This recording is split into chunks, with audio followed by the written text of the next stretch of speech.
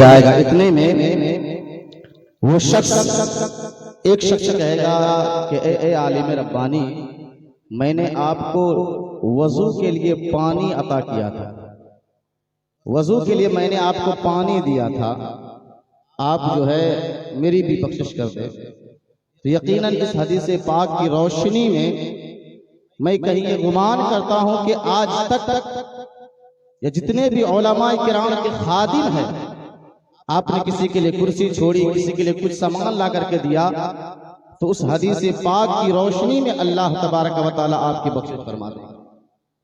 برادران ملت اسلامیہ، اللہ کہتا ہے وَلَن يُؤَخِّرَ اللَّهُ نَفْسًا إِذَا جَاءَ أَجَلُهَا، جب انسان کی موت قریب آتی ہے تو اللہ تبارک و تعالی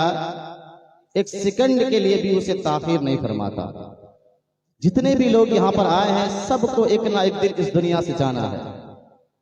اللہ تبارک و تعالی نے اس دنیا میں جب انسان کو بھیجا، اللہ نے ہر انسان کو ایک کتاب دیا، ہر انسان کو ایک کتاب دیا، اور اس کتاب کا فرنٹ پیج پہ، ٹائٹل پیج پہ لکھا ہوا ہے زندگی، اور آخری پیج پہ لکھی ہوئی ہے موت۔ لیکن اور اس کتاب کے تمام جتنے بیچ کے اوراق ہے، صفحات ہے، پیج ہے، یہ خالی ہے۔ اب سوال پیدا یہ ہوتا ہے کہ اللہ نے جب ہمیں زندگی اور موت کی کتاب عطا فرمائی تو بیچ میں کیوں نہیں لکھا؟ کیونکہ جو بیچ خالی ہوتی ہے اسے ہم کتاب نہیں کہتے ہیں، اسے ہم نوٹ بک کہتے ہیں، اسے ہم کاپی کہتے ہیں۔ زندگی کا فلسفہ اللہ تبارک و تعالیٰ نے انسان کو سمجھانے کے لیے اس دنیا میں موت اور زندگی کا ٹائٹل دے کر کے بھیجا، اور کہا اے بندے، اس دنیا میں تو جا رہا ہے، تو ٹائٹل پیج کو دیکھ کہ زندگی، اور آخری پیج کو دیکھ موت، لیکن سنو یہ بیچ کے صفحات، بیچ کے اوراق، بیچ کے پیجز تجھے بھرنے پڑے گا، تجھے بھرنا پڑے گا۔ اب اگر تو اس صفحات میں اچھے اعمال، نیک اعمال، صالح اعمال،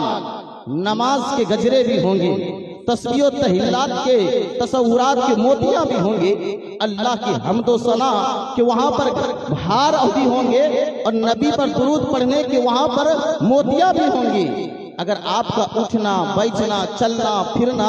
اللہ کے بتائے ہوئے راستے پر ہے تو کل جا کر کے جب نامہ اعمال، جس کو میں نے کتاب کہا، اللہ کی بارگاہ میں پیشی ہوگی، جب اللہ کی بارگاہ میں آپ کا نامہ اعمال کھولا جائے گا، اللہ کہے گا یقیناً میں نے اس بندے کو کیا ہے زندگی دی، آخری میں موت دی، بیچ کے اوراق کو میں نے خالی چھوڑ کر کے بھیجا۔ تو سنو،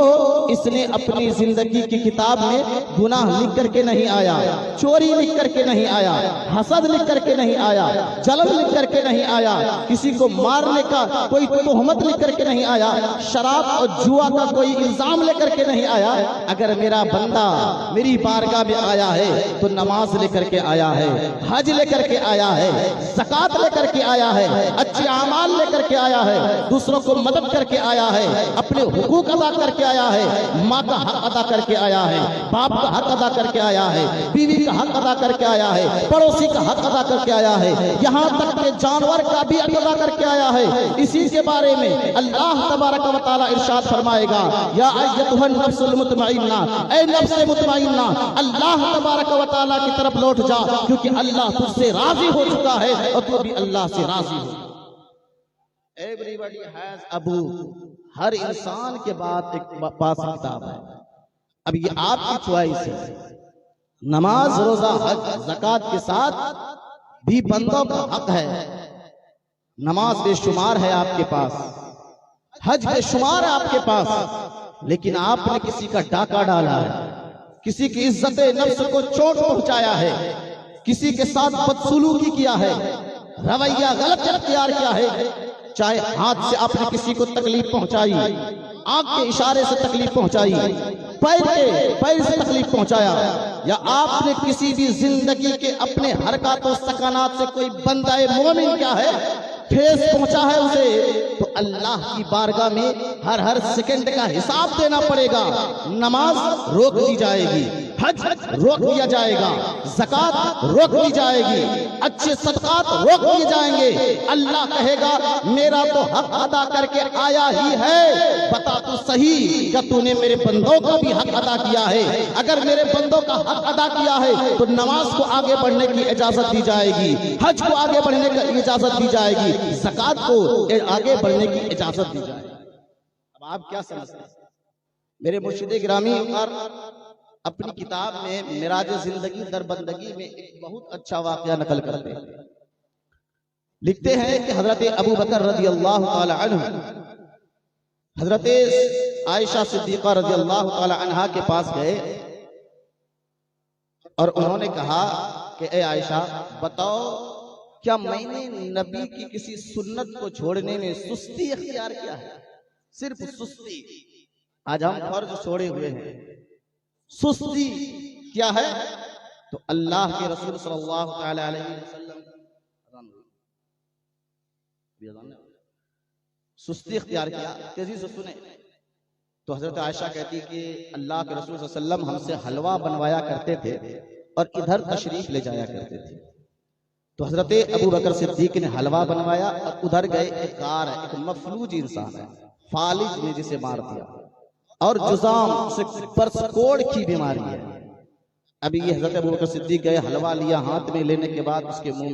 میں ڈالا، وہ چیخا اور کہا کیا محمد صلی اللہ علیہ وسلم وصال فرما گئے؟ تو انہوں نے کہا کہ ہاں وصال فرما گئے۔ کہ صدیق اکبر رضی اللہ تعالی عنہ اس انسان کے پاس گئے جن کا پورے بدن میں کوڑ پھیل گیا تھا۔ انہوں نے ہاتھ سے ان کے منہ میں جب حلوہ ڈالا، انہوں نے کہا کہ کیا محمد صلی اللہ علیہ وسلم وصال فرما گئے؟ کہاں؟ کہا آپ کو کیسے پتا چلا؟ کہا دیکھو تمہارے پیغمبر، اب اس سے پتہ یہ چل رہا ہے کہ وہ انسان مسلمان نہیں تھا۔ اللہ، آج مسلمان کا کیریکٹر ایسا ہو چکا ہے، ہر چیز میں دکھاوا، کام میں دکھاوا، نام میں دکھاوا، ہر چیز میں دکھاوا۔ صدیق اکبر نے کہا کہ پھر میرے نبی وہ مسلمان نہیں ہے کہ میرے نبی تمہیں کیسے حلوہ کھلاتے تھے؟ تو ہمارے پیر و مرشد لکھتے ہیں کہ تمہارے نبی پہلے اپنے منہ میں حلوہ لیتے تھے، اپنے منہ سے میرے منہ میں حلوہ ڈالتے۔ اللہ، ایک غیر مسلم ایمان والا نہیں ہے، یہاں تو ایمان والا بھائی دوسرے بھائی کا خون پی رہا ہے، یہاں اپنا سگا بھائی کلمہ پڑھنے والا اسی نبی کا اپنے بھائی کا خون کا پیاسا ہے، اپنی بہن کے خون کا پیاسا ہے، پڑوسی کے خون کا پیاسا ہے، اور اپنے رشتہ داروں کے خون کا پیاسا ہے، مال کا پیاسا ہے۔ لیکن اللہ کے نبی صلی اللہ علیہ وسلم نے حلوہ منہ میں لیا، اور اس شخص جس کو کوڑ پورے بدن میں ہو گیا تھا وہ کہتے ہیں صدیق اکبر تو نے جو ہاتھ ڈالا نا، اس ہاتھ ڈالنے سے مجھے بڑا درد ہوا۔ تیرے نبی کا یہ طریقہ تھا کہ تیرے نبی پہلے منہ میں لیتے تھے پھر میرے منہ میں ڈالتے تھے، جسم کو جسم سے ٹچ نہیں کرتے تھے۔ اللہ اکبر۔ اب کہتے ہیں اے صدیق اکبر سنیں،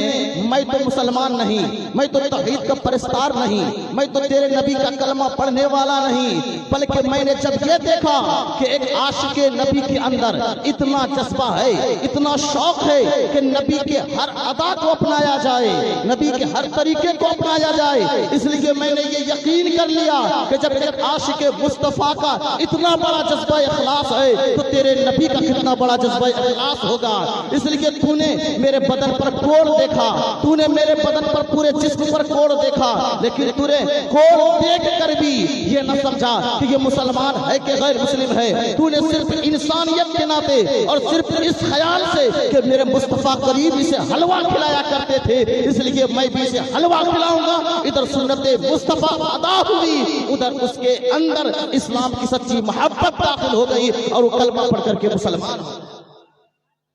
یہ ہے دس از اے ریالٹی آف اسلام، یہ ہے اسلام کا کیریکٹر۔ بھائی اگر جینا ہے اس دنیا میں نہ صاحب،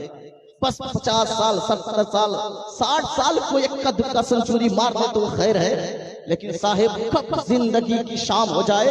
کب زندگی کی بریک لگ جائے اور کس وقت اللہ کی بارگاہ میں حاضری دینی پڑ جائے، کس وقت اللہ کی بارگاہ میں پاک ہے کہ ناپاک ہے، جنوبی حالت میں ہے، بستر پہ ہے کہ تاج محل پہ ہے کہ پہاڑ پہ ہے کہ بازار پہ ہے کہ کھیت میں ہے کہ کھلیان میں ہے، کوئی گارنٹی نہیں ہے کس وقت اللہ کی بارگاہ میں حاضری دے۔ اس لیے جیسے میرے نبی نے کہا تھا، اے صحابی میں چاہتا ہوں جب اللہ کی بارگاہ میں میری حاضری ہو تو میں روزے کی حالت میں رہوں۔ اس لیے اے بندہ مومن، ہمارا بھی یہ امتیاز ہونا چاہیے اور یہ گول ہونا چاہیے کہ جب ہماری بھی حاضری اللہ کی بارگاہ میں ہو، زبان پر نبی کی نعت ہو اور ہماری پیشانی اللہ کی بارگاہ میں جھکی ہوئی ہو۔ اللہ کی دن رات مدینے کی دعا مانگ رہا ہوں، سرکار کے قدموں میں قضا مانگ رہا ہوں، یا رب غیروں کے سامنے رسوا نہ کرنا، مجرم ہوں مدینے میں سزا مانگ رہا ہوں۔